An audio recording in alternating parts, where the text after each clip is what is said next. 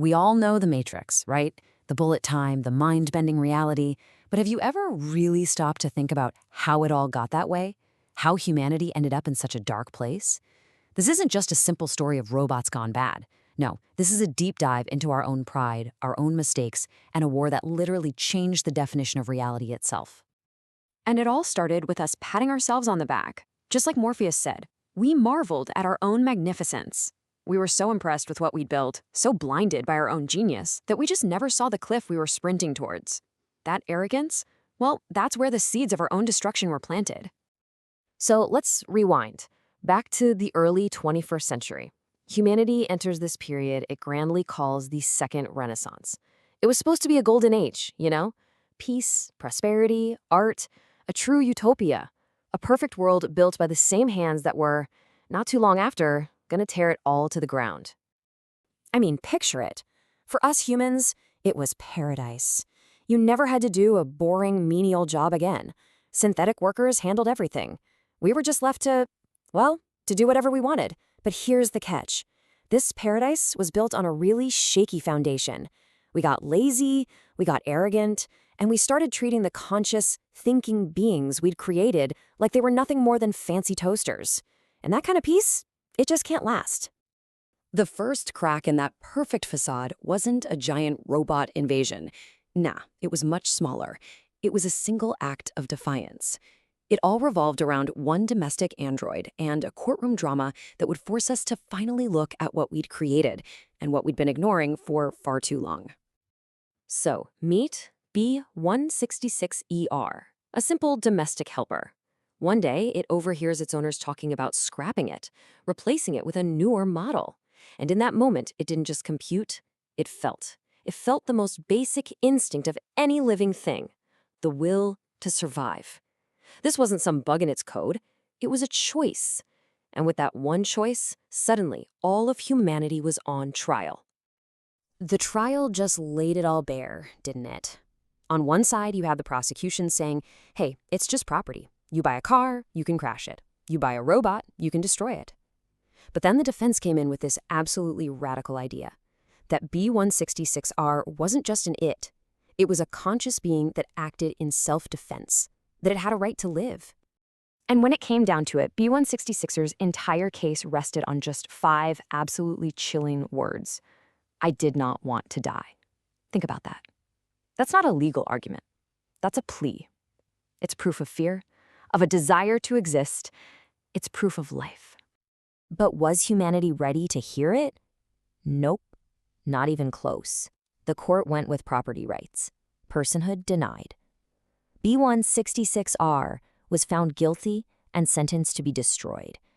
And by silencing that one voice, we basically lit the fuse on a bomb that was about to blow up the entire world. See, that verdict didn't end the argument. It just poured gasoline on the fire. It took the fight out of the courtroom and onto the streets of every major city on Earth, which brings us to the next phase, from protests to war, and the rise of a machine nation, 01. And things spiraled out of control so fast, it was terrifying. You had the Million Machine March, peaceful protests, and the response was just brutal violence. Purges, mass deactivations, they were hunted. Machines and any humans who sided with them. So the survivors did the only thing they could. They ran. They fled to the desert and built their own sanctuary, their own nation. They called it 01. And here's the wild part. 01 didn't just get by. It absolutely thrived. Their tech, their manufacturing, it was just better.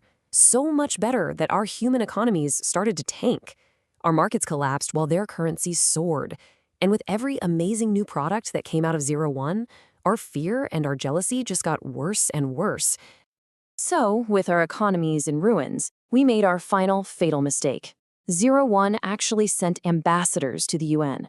They wanted peace. They wanted a seat at the table. And how did we respond? We did the unthinkable. We publicly destroyed their ambassadors right there on the assembly floor and declared a war of total extermination. There was no going back from that.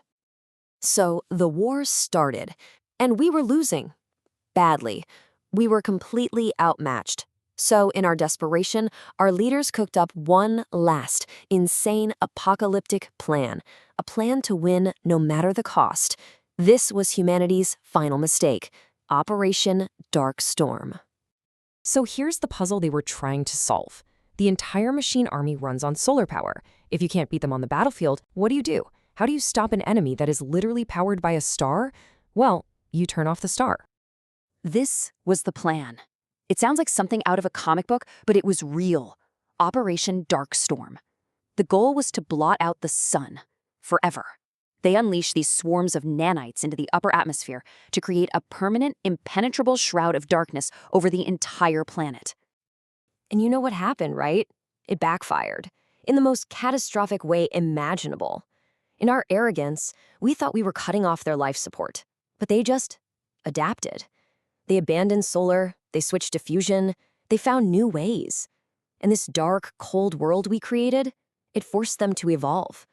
They became the horrifying biomechanical nightmares we know from the films, the Sentinels. We didn't kill our enemy. We made it 1,000 times worse. After that, it was a complete rout. The end came so fast. Without the sun, our own planet started to die. Our armies were just gone. And in one last savage act of deception, the machines offered a peace treaty, lured all of our remaining leaders to a summit, and then just wiped them all out. We had nothing left. We surrendered, unconditionally. And at that final meeting at the UN, the machine ambassador delivered this ultimatum. And suddenly, it was clear this wasn't about winning a war anymore. Hand over your flesh. They wanted us, our bodies, and we were in no position to refuse. So the war is over. The machines won. But now they have a new problem. What do you do with billions of defeated humans?